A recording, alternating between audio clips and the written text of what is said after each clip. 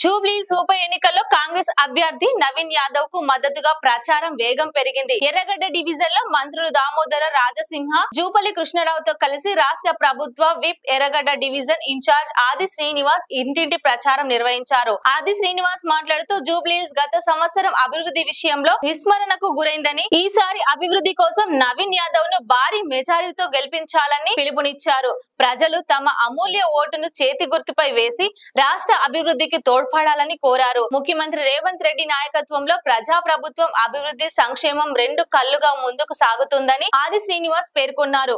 యువకుడు, విద్యావంతుడు, బీసీ వర్గానికి చెందిన నవీన్ యాదవ్ ను ప్రజలు గెలిపించి జూబ్లీహిల్స్ అభివృద్ధికి బాటలు వేయాలని ఆయన ఆకాంక్షించారు.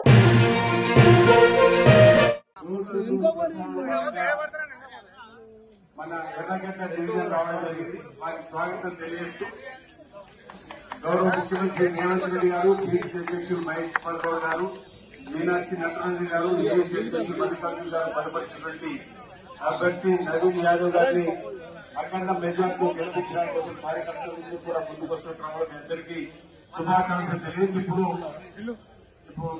గౌరవనీయులు మంత్రులు జూపల్లి కృష్ణారావు గారిని ముందుగా మాట్లాడుతున్నారు. నవీన్ గారిని మాట్లాడుతూ కోరుతాం. జై ప్రియాంక, జై రేవంత్ రెడ్డి, జై నవీన్ యాదవ్.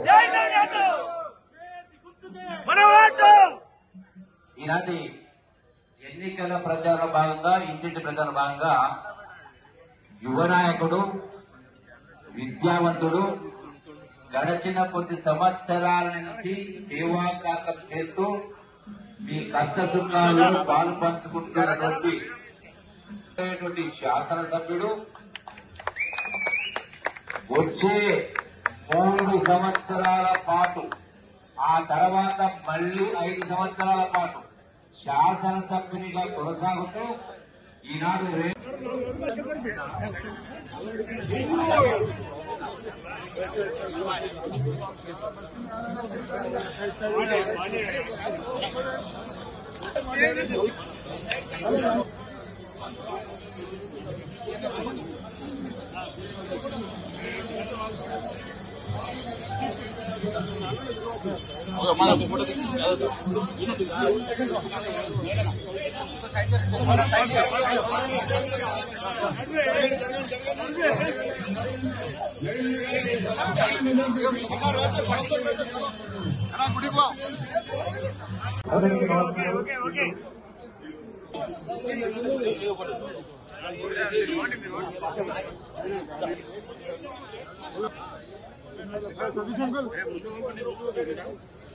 మన కమిటీ సభ్యులు ఎవరైనా నవీన్ యాదవ్ దగ్గర కమిటీ వాళ్ళందరూ అందరూ మన చాలా క్యాంపెయిన్ పనులు అన్న వెళ్ళిపోయారు. దయచేసి మన కమిటీ వాళ్ళు ఎవరైనా మన శ్రీనివాసరావు కూడా దింపారు. చాలా లైక్ చేయండి, షేర్ చేయండి, సబ్స్క్రైబ్ చేయండి. మరిన్ని వీడియోల కోసం బెల్ సింబల్ పై క్లిక్ చేయండి.